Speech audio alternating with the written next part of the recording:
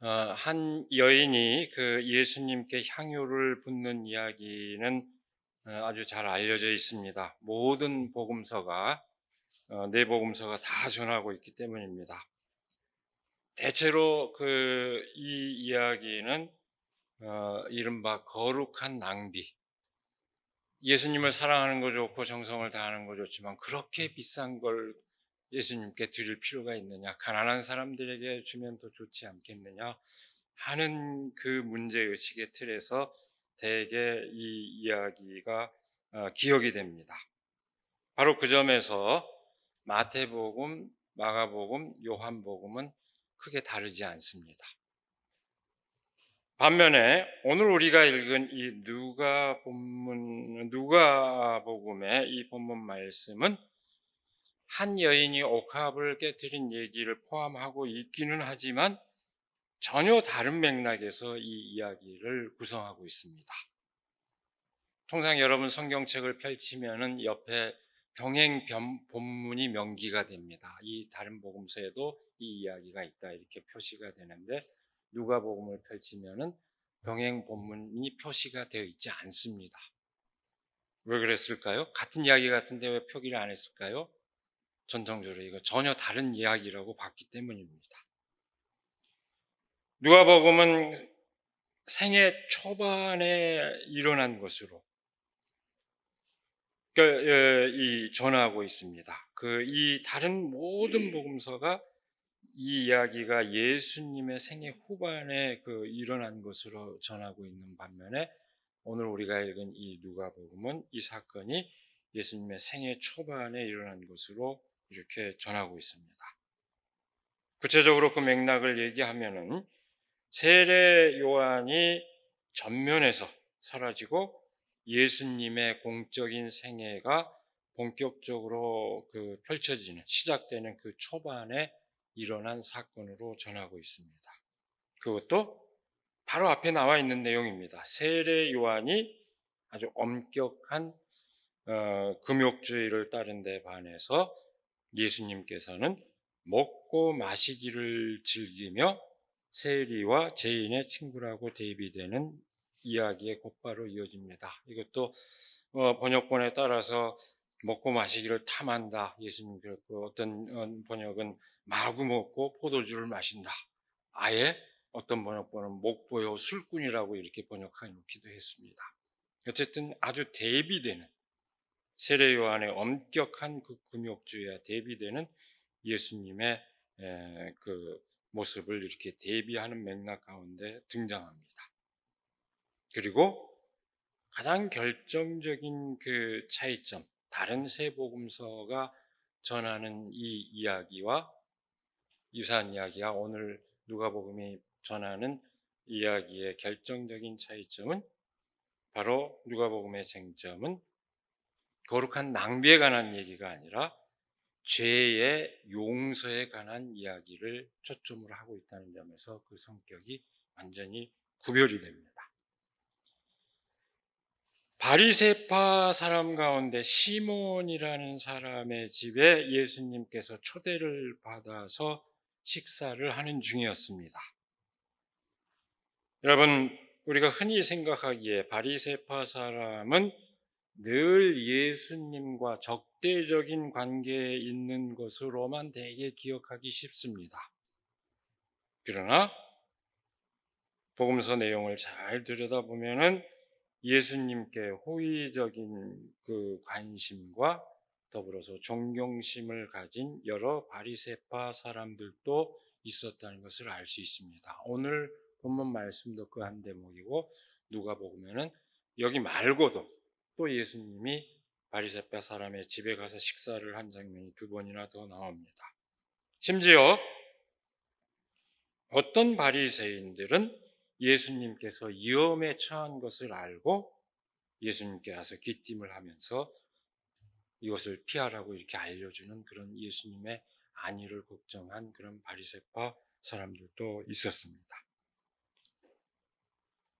말하자면 예수님께서 사회 하층 사람들, 소위 죄인이라고 불린 사람들, 그 사람들에게 관심을 기울이는 것이 꼭 사회 상층의 사람들, 의롭다고 생각하는 사람들, 그 사람들을 배제하는 것은 아니었다는 것을 보여주는 그런 예입니다. 그들에게도 복음이 필요하고 그들에게도 구원이 필요하다는 것을 보여주는 그런 예입니다.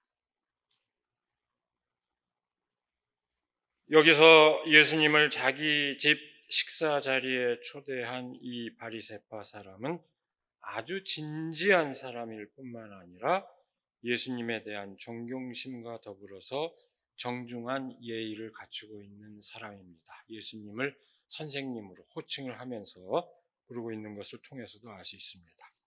이 사람이 처음부터 예수님을 떠보기 위해서 자기 집의 식사 자리에 초대한 것이라고 볼 수는 없습니다. 그런데 그 자리에 죄인인 한 여인이 등장함으로써 긴장감이 조성이 됩니다. 더불어서 그 진지하고 예의 바른 바리새파 사람이 어떤 생각을 지니고 있는지가 아주 명확하게 드러납니다. 딱히 청했다는 이야기가 없는데 그 식사 자리에 그 동네에서 죄인으로 여겨진 한 여인이 찾아왔습니다. 통상 전통적으로 그 죄인이 어떤 죄인일까? 몸을 파는 여인일 거다 이렇게 통상적으로 여겨져 왔습니다만 어떤 대목에도 그렇게 적시되어 있지는 않습니다. 그 한 특정한 그렇게 부류로 보기보다도 아마도 사회적으로 평판이 좋지 않고 그 사회에 속할 수 없는 이 죄인이라는 딱지가 붙은 그런 사람이었다는 것은 분명합니다. 아마 여러 가지 이유로 우리는 이유를 특정한 어떤 대상을 상상하기보다는 여러 가지 이유로 그렇게 배제된, 소외되고 배제된 그런 한 사람을 상상하는 것으로 족할 것입니다. 향유 옥합을 들고 찾아온 그 여인은 식사 자리에 들어와서 예수님 등 뒤에서 눈물을 흘립니다. 그 장면을 여러분 한번 잘 상상해 보시기 바랍니다. 아마도 절절한 사연을 갖고 있었을 것입니다. 그리고 그 절절한 사연을 예수님께 호소하려는 마음으로 그 자리를 찾았을 것입니다. 다른 복음서들이 전하는 바를 따르면 그가 들고 온 그 향유 옥합, 그 향유는 아주 비싼 것이었습니다. 쉽게 구할 수 있는 그런 것이 아니라 굉장히 비싼 그런 것이었습니다. 아마도 자신에게 가장 소중한 것이었을 것입니다. 그리고 그 소중한 것을 예수님께 드리려고 했을 것입니다. 보통 그 향유는 누구인가 드릴 때 그 머리에 부어 드리는 것이 존경심이나 사랑을 나타낼 때 그 머리에 부어 드리는 것이 일반적인 관례였습니다. 근데 여러분 이 장면을 잘 살펴보시면요, 예수님을 보자마자 말도 꺼내기 전에 마음 먹었던 말을 행하기도 전에 눈물부터 쏟아버립니다. 눈물부터 쏟아지는 상황입니다. 그 상황을 잘 유념해 보시기 바랍니다. 그리고 이 복음서가 전하는 내용을 보면 그 이후에도 이 여인이 어떤 말을 했다는 얘기가 한마디도 없습니다. 말 한마디가 없습니다. 그냥 눈물을 그냥 하염없이 쏟고 있는 그런 상황입니다. 하지만 예수님께서는 그 어떤 말을 하지 않아도 그의 처지와 생각을 모두 깨뚫고 계십니다. 이 여인 또한 말이 필요 없다는 것을 알았을 것입니다. 예수님의 얼굴과 눈빛을 보는 것만으로 그저 눈물이 쏟아질 만큼 마음의 교감이 일어난 것입니다. 아마 다 예수님에 관한 얘기를 듣고 있었고, 그렇게 예수님은 형편을 다 헤아릴 것이다, 그렇게 기대하고 있었고, 그것을 그 현장에서 그렇게 일이 벌어졌습니다. 그래서 눈물이 예수님의 발등에 떨어진 것입니다. 그야말로 닭똥과 같은 눈물을 뚝뚝뚝 흘리는 그런 상황입니다. 이 여인은 머리털로 예수님의 발등을 닦고 그 발에 입을 맞춘 후 향유를 발라드렸습니다. 여러분, 여기서 값비싼 향유를 발라드린 것만이 그의 정성과 헌신을 나타내는 것만은 아닙니다. 물론 당연히 사람들은 그 비싼 향유를 발라드린 것, 거기에 주목하겠지요. 네? 여기서 자기 몸의 일부인 머리카락으로 발을 씻겨드린 것이 오히려 더 지극한 정성과 절절한 마음을 나타내는 것입니다.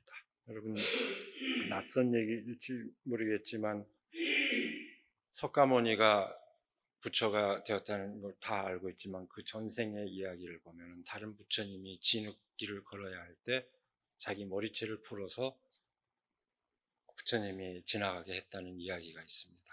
그래서 후생에 내가 부처가 되리라 하는 그 예언을 전생에 관한 얘기에 등장합니다. 그만큼 그 머리카락으로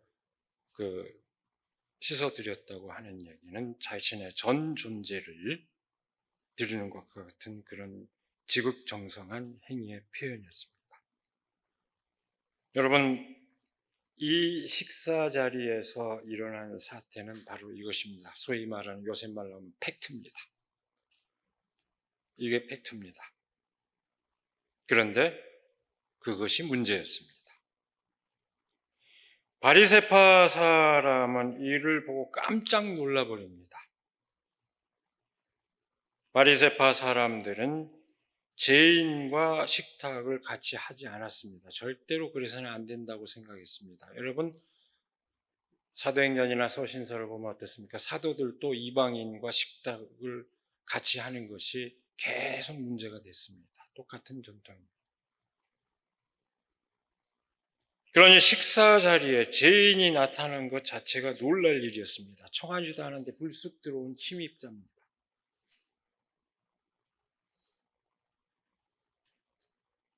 게다가 예수님을 만지고 향유를 붓기까지 했으니 더더욱 경악할 수밖에 없었습니다.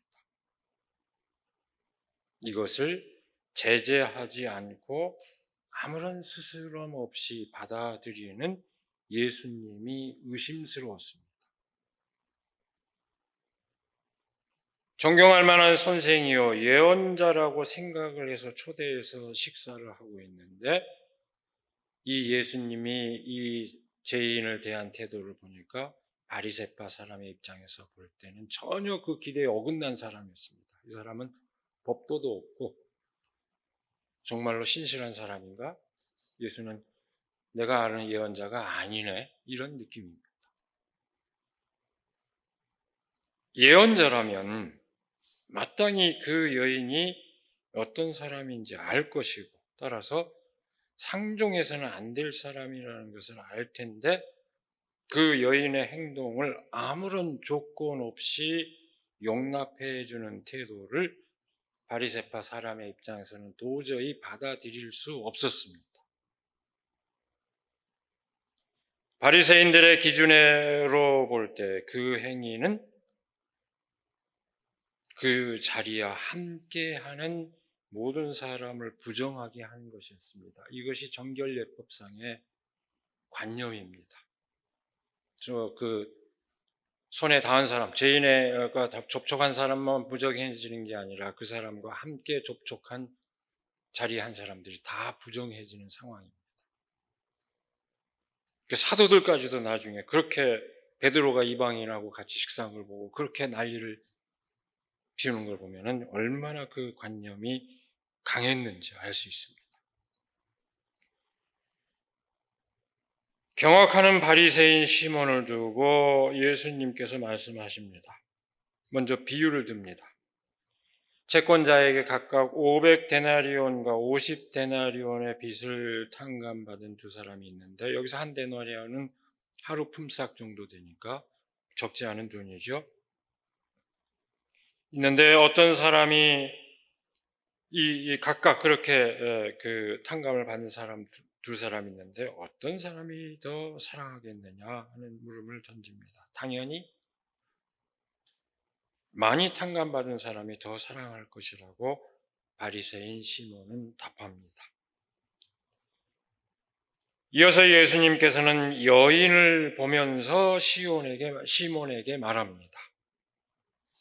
내가 내 집에 들어왔을 때 너는 내 발 씻을 물도 주지 않았다. 그러나 이 여자는 눈물로 내 발을 적시고 자기 머리털로 닦았다. 너는 내게 입을 맞추지 않았으나 이 여자는 들어와서부터 줄곧 내 발에 입을 맞추었다.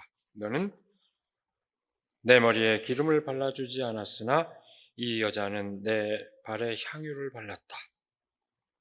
여기서 사실은 이 대비는 바리새인이 무례했다는 건 아니다. 바리새인은 아주 정중하게 예수님을 했지만 아주 바리새인은 기본적인 교양을 갖추는 수준에서 신뢰를 범하지 않고 정중하게 예수님을 모셨을 뿐이지만 이 여인은 자신의 전 존재를 예수님을 향한 그 마음으로 모셨다. 이렇게 대비되는 차원입니다.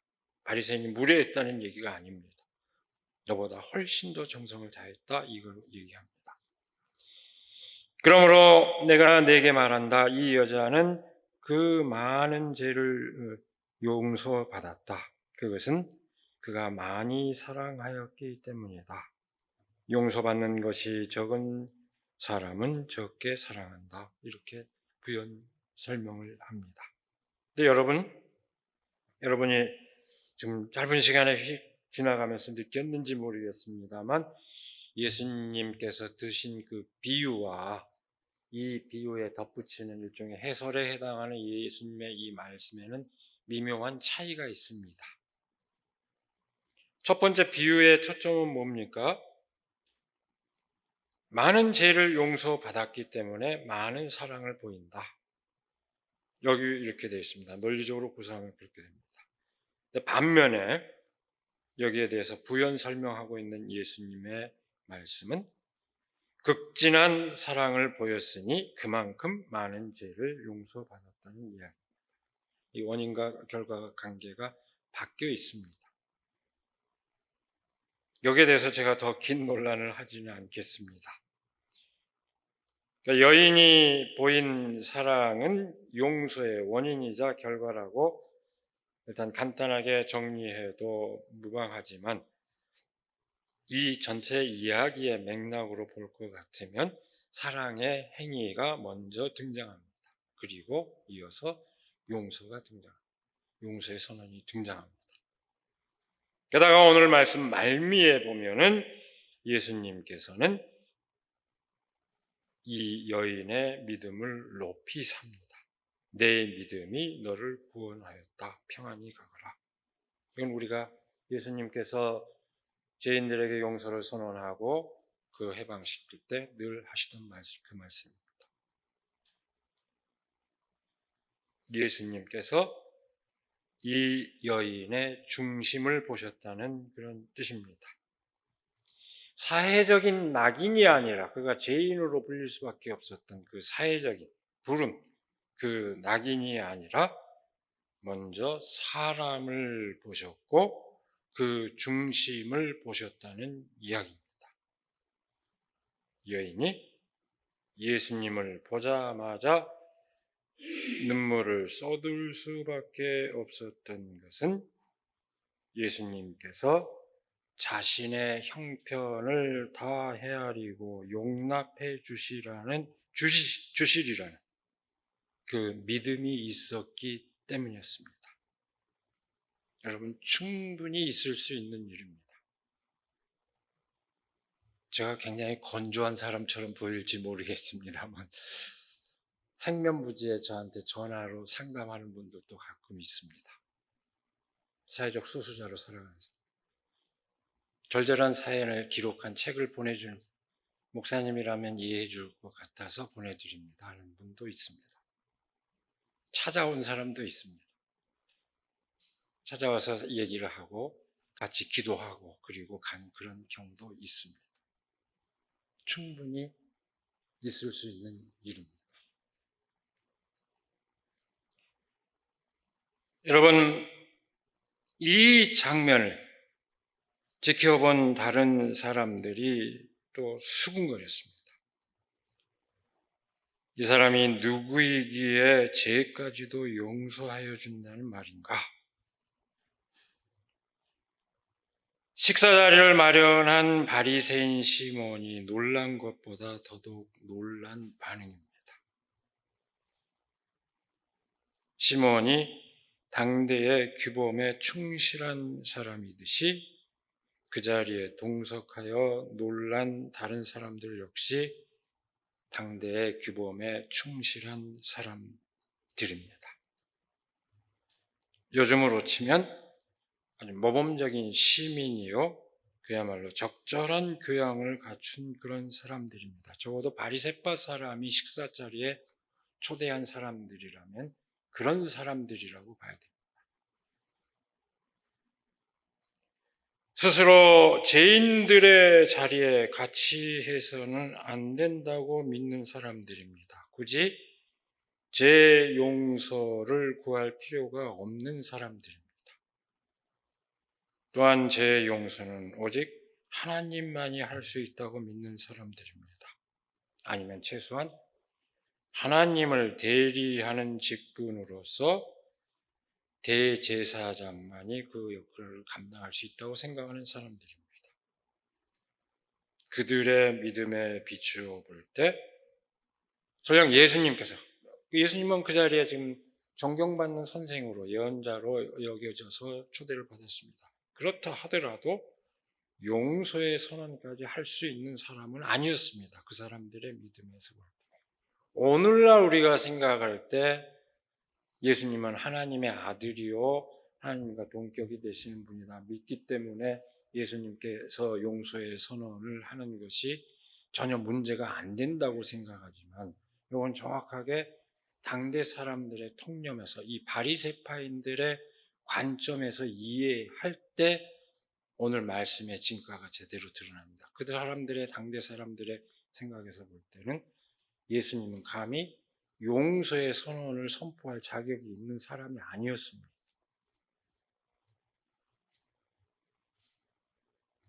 오늘 본문 말씀은 세리와 죄인의 친구로서 예수님의 진면목을 아주 극적으로 보여주고 있습니다. 바리새파 사람들 그리고 그와 동조하는 사람들은 철저하게 정결예법에 따라서 의로운 사람과 죄인을 구분하고 나아가 죄인을 배척합니다.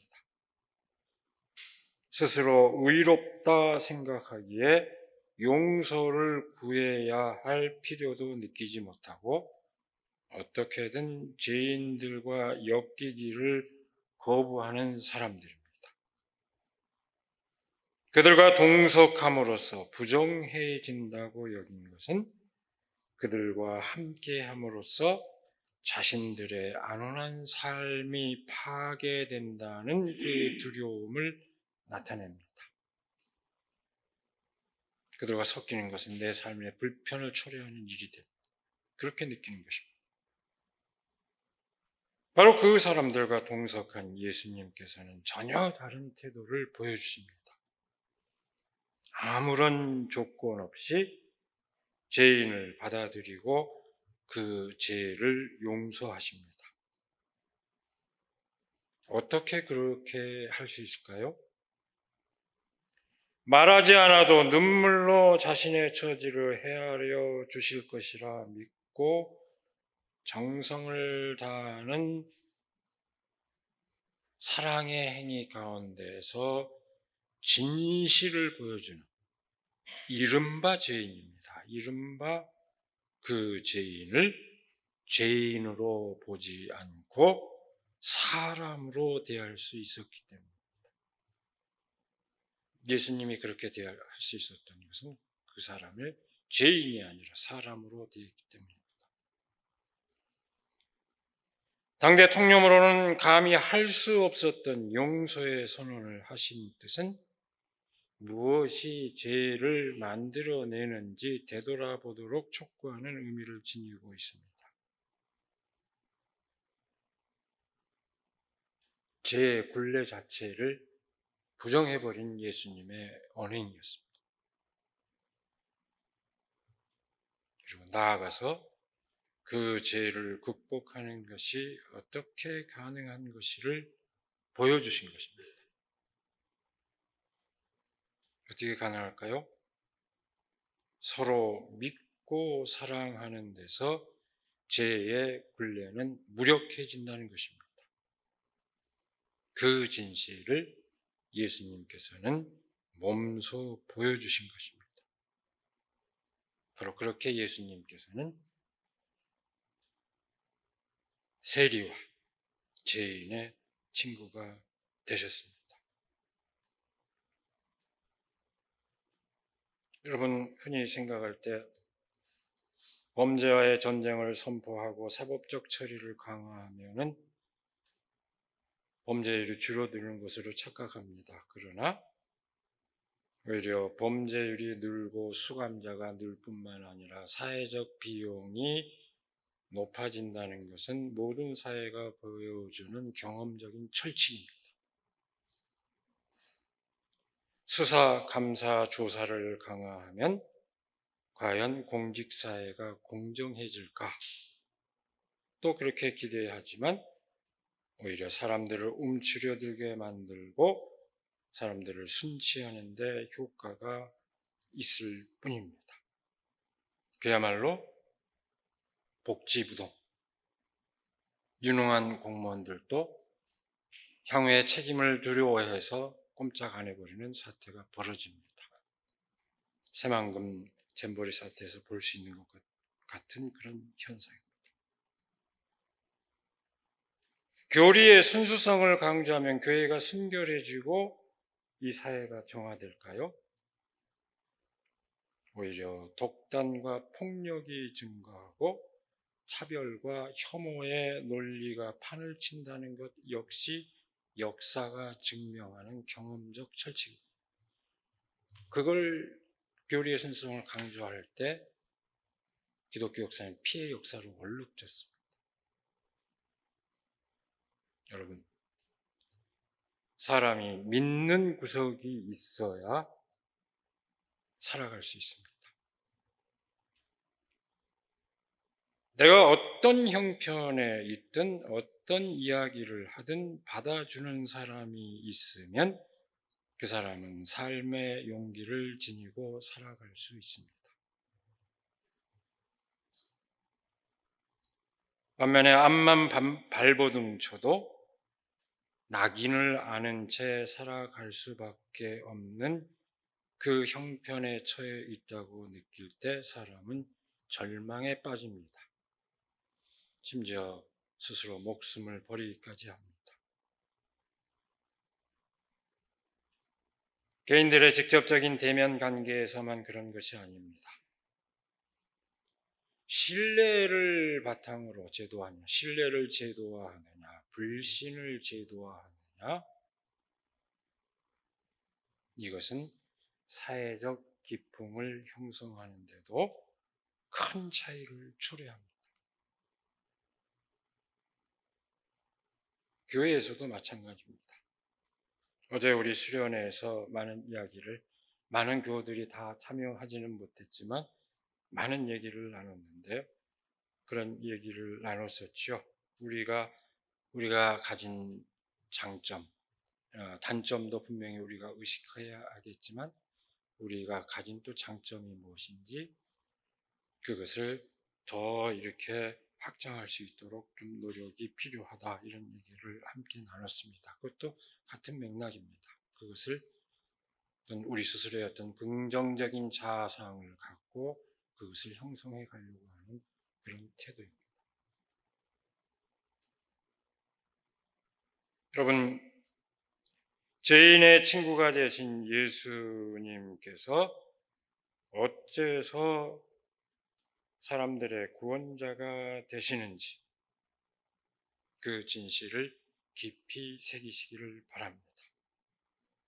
교리가 아니라 성서가 증언하고 있는 예수님의 그 삶을 보고 그 진실을 깨닫기를 바랍니다. 우리가 죄인의 친구가 되신 예수 그리스도의 삶을 본받아서 그야말로 우리가 누군가에게, 이 교회가 누군가에게 믿는 구석이 되어야 되지 않을까요? 그렇게 해서 이 세상에 우리가 평화를 이루는 우리가 되기를 이 시간에 간절히 기원합니다. 기도하겠습니다. 오늘도 복된 날을 허락하여 주셔서 말씀을 다시 묵상하고 또 우리의 자세를 가다듬게 하여 주시는 그 은혜를 감사드립니다. 세리와 죄인의 친구로서 사람들에게 뒤집어 씌워진 그 죄를 먼저 보기보다도 그 사람의 중심을 보시고 그들을 진정으로 그 죄의 굴레로부터 해방하여 주신, 구원하여 주신 예수 그리스도의 그 마음, 그 삶을 우리가 다시 새기며 그 뜻을 따를 수 있도록 인도하여 주시옵소서. 사람들을 가르고 그 누군가를 정죄하고 누군가를 배제함으로써 자기 정당성을 주장하는 그 논리가 압도하는 이 세상 한가운데서 이 교회가 그리스도인으로서 우리 한 사람 한 사람이 누군가에게 기대고 의지할 것이 될 수 있도록 하나님 함께하여 주시옵소서. 주께서 그 안에서 우리가 진정한 평화를 누리고 자유를 누릴 수 있도록 인도하여 주시옵기를 원하며 우리 주 예수 그리스도의 이름으로 기도드리옵나이다. 아멘.